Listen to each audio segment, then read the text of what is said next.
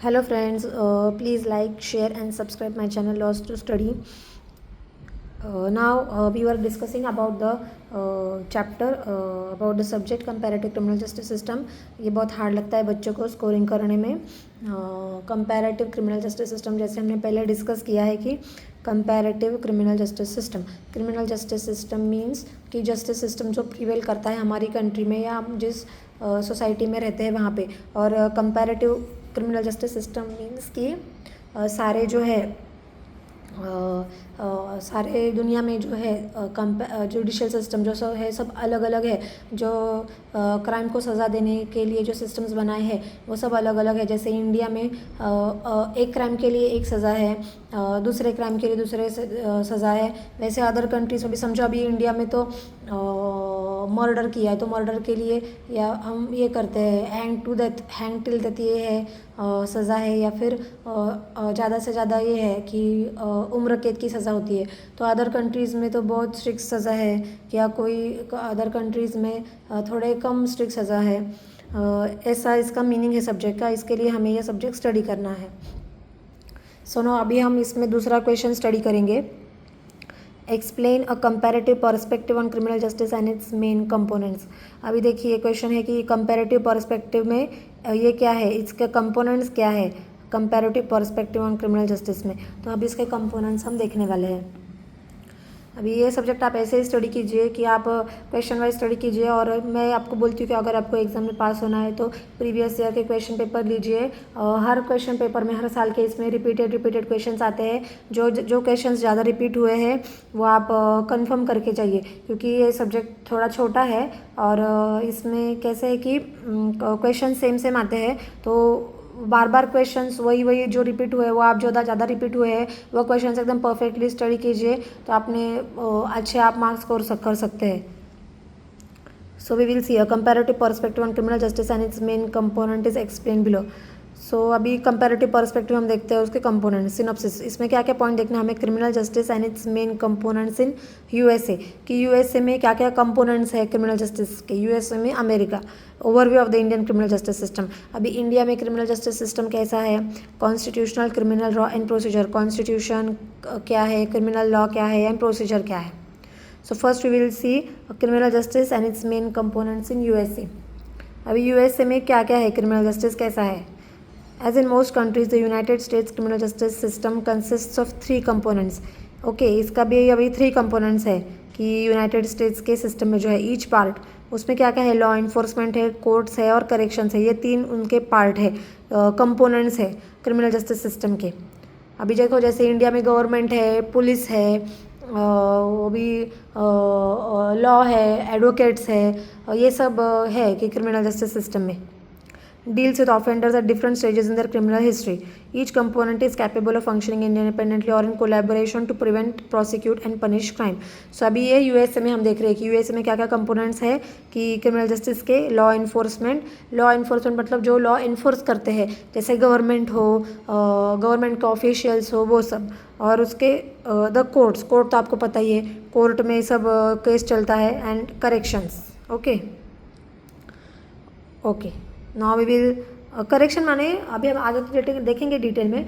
मगर करेक्शन माने कि जो क्रिमिनल्स के लिए जो अभी हम रिहैबिलिटेशन के प्रोग्राम करते हैं, जो क्रिमिनल्स को हमें यही इतना ही नहीं हमारा रिस्पॉन्सिबिलिटी है सोसाइटी का कि सिर्फ क्रिमिनल्स को सज़ा दो, मगर उनको ये भी देखना चाहिए कि उनकी सज़ा होने के बाद कि उनको हम कैसे रिहैबिलिटेट करते हैं और कैसे उनको वो नई लाइफ शुरू करते हैं. क्योंकि हर कोई तो क्रिमिनल नहीं होता पहले से.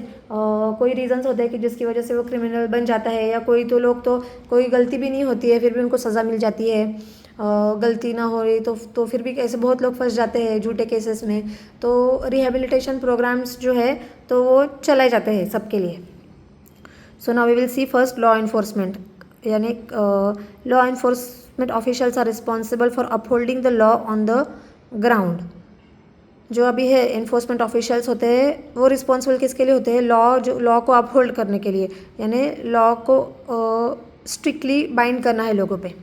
One part of their job is to catch people who break the law, but a greater part is being a presence in the community, patrolling the streets and controlling crime.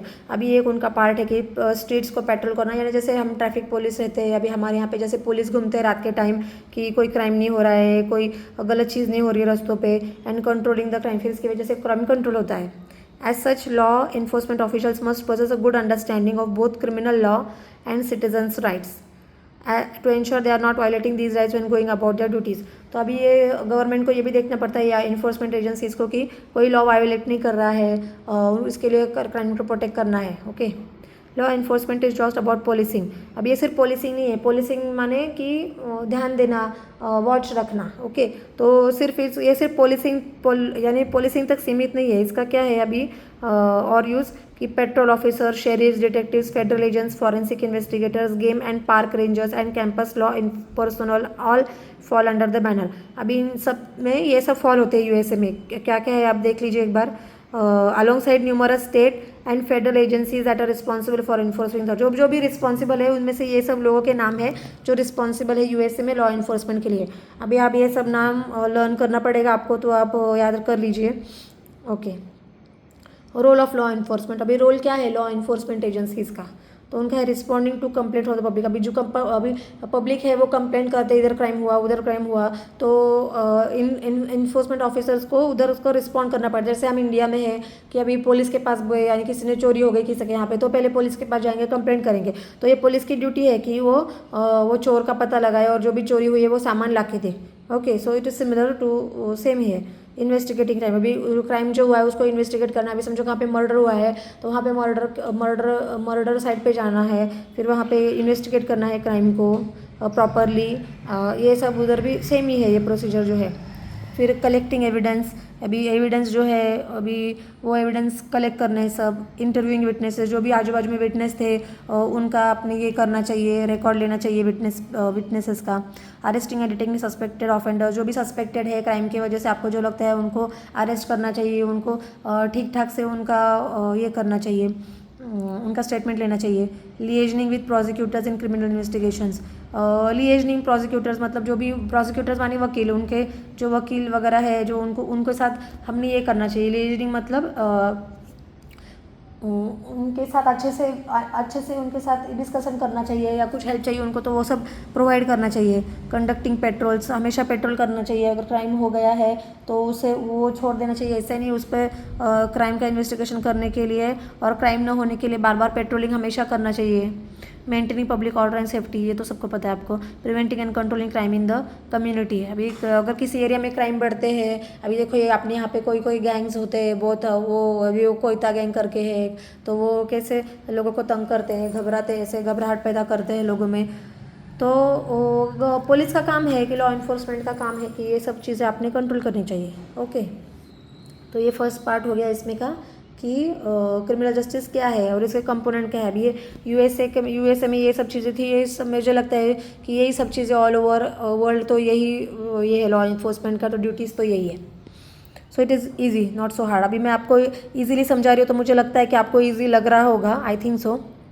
अभी next जो है component वो है USA में हम पढ़ रहे हैं criminal justice and its main components in USA. USA में क्या क्या कंपोनेंट्स है क्रिमिनल जस्टिस के। तो अभी पहले हमने देखा था लॉ इन्फोर्समेंट, उसका रोल देखा, और अभी हम देख रहे हैं कि द कोर्ट सिस्टम है। अभी कोर्ट तो आपको पता है कोर्ट में क्या होता है, कैसे कोर्ट चलता है। अभी यूएस कोर्ट का देख रहे हैं। US court system is a complex network of courts that employs thousands of individuals in role such as जजेस, बेलिफ्स एंड कोर्ट क्लर्क्स। ये तो आपको पता है कोर्ट में ये लोग होते हैं, जज होते हैं, बेलिफ होते हैं, कोर्ट क्लर्क्स होते हैं। Public prosecutors are responsible for initiating criminal proceedings against an individual. Public prosecutor मतलब जो है कि इसके यहाँ से लड़ता है, जो गवर्नमेंट के साइड से लड़ता है। अभी हमारे यहाँ पे है बहुत सारे पब्लिक प्रोसिक्यूटर्स है और फेमस वाले भी है, ये गवर्नमेंट के लिए लड़ते हैं। Okay, public prosecutors are responsible for initiating criminal proceedings against it, and it's a job of defense attorney to represent those charged with crimes in court.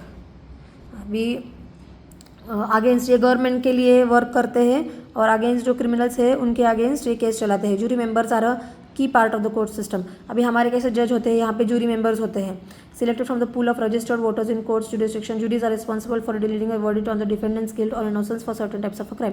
अब ये जूरी मेंबर्स कैसे होते हैं कि वो ये कैसे सिलेक्ट करते हैं वहाँ पे कि वो जो वोटर्स है कोर्ट के जुरिस्डिक्शन में वो वोट करते हैं और फिर ये जूरी मेंबर्स सिलेक्ट होते हैं और फिर ये लोग जजमेंट देते हैं, जैसे हम वर्डिक्ट देते हैं, जजमेंट देते हैं, ओके, उसके सबूतों के हिसाब से।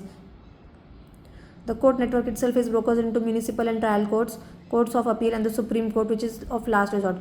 अभी हमारे यहाँ पे सिस्टम कैसा है इंडिया में, पहले हमारा है सुप्रीम कोर्ट, फिर उसके नीचे हाई कोर्ट, फिर उसके नीचे डिस्ट्रिक्ट कोर्ट्स, ओके। वैसे यहाँ पे क्या है कि सबसे पहले यहाँ पे सुप्रीम कोर्ट है, फिर ट्रायल कोर्ट्स है, फिर म्यूनिसिपल कोर्ट्स है। Each court has a different type of case, सबके यहाँ पे डिफरेंट केसेस जाते हैं। Traffic violations, misdemeanours and other small non jury cases are typically heard in municipal court in the presence of a single जज। अभी उन्होंने दिया है कि म्यूनिसिपल कोर्ट में क्या क्या चीज़ें वहाँ पे डिस्कस होती है। Most criminal cases, serious misdemeanours and felonies are resolve in state trial courts. अभी जो क्रिमिनल केसेस है वो स्टेट ट्रायल कोर्ट्स में होती है, जैसे हमारे यहाँ पे डिस्ट्रिक्ट कोर्ट्स में होती है। और जूरी में भी present in these cases depending on the charge. तो जैसा चार्ज है वैसा जूरी वहाँ पे प्रेजेंट होता है। रोल ऑफ कोर्ट सिस्टम, अभी कोर्ट का रोल सिस्टम क्या है, यहाँ पे कोर्ट क्या क्या करता है। Determining the criminal responsibility of a defendant. Defendant मतलब आपको पता है जिसके खिलाफ कंप्लेंट हुई है, ओके। डिफेंडेंट जो अपने आप को डिफेंड कर रहा है, जिसके खिलाफ केस हुआ है। Ensuring a fair trial takes place. Fair trial तो आपको पता है, फेयर ट्रायल माने कि किसी के साथ गलत नहीं होना चाहिए और सबको इक्वल अपॉर्चुनिटी मिलनी चाहिए अपने आप को ट्रू प्रेजेंट करने की, okay. Upholding court rules and procedures, court के जो रूल एंड प्रोसीजर उनको मेंटेन करना चाहिए। Sentencing offenders for crimes committed पर स्टेट एंड फेडरल गाइडलाइंस, जो भी ऑफेंडर्स है जिन्होंने क्राइम्स किया है उनको ठीक से सज़ा मिलना चाहिए। Seeking justice and discovering the truth, justice serve होना चाहिए और ट्रूथ सामने आना चाहिए।